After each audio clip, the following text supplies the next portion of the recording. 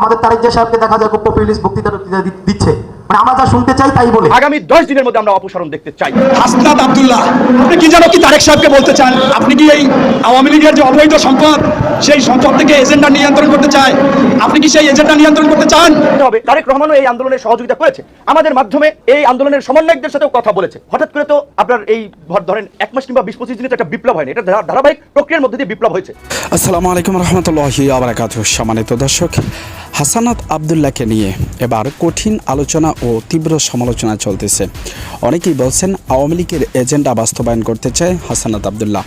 যখন তিনি তারেক রহমানকে নিয়ে সমালোচনা করেছেন, ঠিক তখন থেকেই এমনটি জানা গিয়েছে সোশ্যাল মিডিয়াতে। শুধু তাই নয়, তিনি বলেছেন যে তারেক রহমান এখন তাদের সুরে কথা বলছেন। কিন্তু আপনারা জানেন অবশ্যই যে গত 16 বছর ধরে তারেক রহমান একই কথা বলে আসছেন, কিন্তু হাসানাত আব্দুল্লাহ মুখে হঠাৎ তারেক রহমানকে নিয়ে এমন মন্তব্য করাতেই এবার বিএনপি নেতাকর্মীরা সহ খেপে গেলেন বিপি নুরও। তারা কি বলছেন এবং হাসানাত আব্দুল্লাহ কীভাবে আওয়ামী লীগের এজেন্ডা বাস্তবায়ন করার জন্য উঠে পড়ে লেগেছেন, সে বিষয়টি বিস্তারিত তুলে ধরার চেষ্টা করব আজকের ভিডিওতে। তাই ধৈর্য সহকারে দেখতে হবে সম্পূর্ণ ভিডিওটি। এরকম নিত্য নতুন ভিডিও পেতে হলে অবশ্যই চ্যানেলটিকে সাবস্ক্রাইব করে পাশে রাখা বেল বাটনটি অন করে দিবেন, তাহলে প্রত্যেক মুহূর্তের আপডেট নিউজগুলো পৌঁছে যাবে আপনাদের কাছে। তো চলুন দর্শক, কথা না বেড়ে প্রথমেই আমরা জানব হাসানাত আব্দুল্লাহর পরিচয়।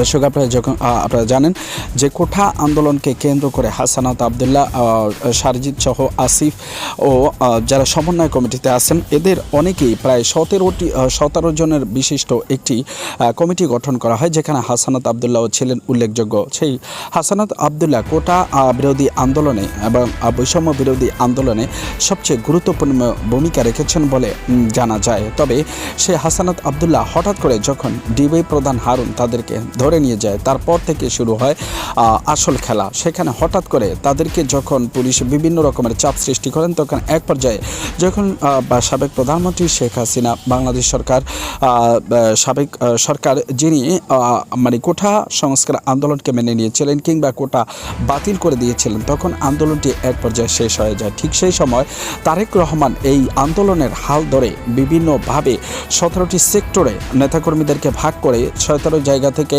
আন্দোলনকে বেগবান করার জন্য নিজে সম্পূর্ণ 1 বছরের নির্বাচনী খরচ তাদের পিছনে ব্যয় করে প্রায় 98 কোটি টাকার মতো খরচে মানে বিএনপি আওয়ামী লীগকে মানে পদত্যাগ করতে বাধ্য করেন সংগ্রামের মাধ্যমে। আর সেই সংগ্রামের নেতৃত্বে আজকে যারা উপদেষ্টা কমিটিতে রয়েছেন, যে 2 জন, তাদের গুরুত্বপূর্ণ ভূমিকা ছিল বলে মনে করেন বিপি নূর ও তারেক রহমান। আপনারা সকলেই তাদের বক্তব্য ইতিমধ্যে শুনেছেন। তবে বিএনপির এক নেতা বলছেন হাসানাত আব্দুল্লাহ হয়তোবা আওয়ামী লীগ দেশ থেকে চলে গেছে, সেই আওয়ামী লীগের এজেন্ডা বাস্তবায়ন করার জন্য নতুন করে একটি দল গঠন করে তারা নতুন করে কিছু করতে চাইছেন আওয়ামী লীগ সরকারকে সাহায্য করার জন্য। তবে তারা যে নিরপেক্ষতার দায়িত্ব নিয়ে আপনার পার্লামেন্টে এসেছে কিংবা উপদেষ্টা হয়েছেন, যদি তারা নতুন কোনো দল গঠন করে, তাহলে সেই উপদেষ্টা পদ থেকে তাদেরকে অবশ্যই মানে অব্যাহতি দিতে হবে। তারপরে তারা দল গঠন করতে পারবে, নতুবা তারা নিরপেক্ষ বলে গণনা করা হবে না। এতে করে নতুন আরেকটি সমস্যার সম্মুখীন হতে পারে বলে অনেকেই মনে করছেন। বিএনপি নেতার এমন বক্তব্য কিংবা আপনারা জানেন বিপি নুরুল হক নূর, তিনি বলছেন তারেক রহমান বিভিন্নভাবে এই আন্দোলনকে চালিয়ে যাওয়ার জন্য গত 17 বছর পর্যন্ত আমার সাথে আলোচনা করে কিভাবে সমন্বয়কদেরকে একত্রিত করা যায় এবং আন্দোলনে মাঠে নামানো যায়, সে বিষয়ে সবচেয়ে গুরুত্বপূর্ণ ভূমিকা পালন করেছেন বলে স্বীকার করছেন বিপি নুরুল হক নূর। সম্মানিত দর্শক, তাহলে প্রশ্ন হচ্ছে হাসানাত আব্দুল্লাহর এমন মন্তব্য কেন? জানলে অবশ্যই জানাবেন।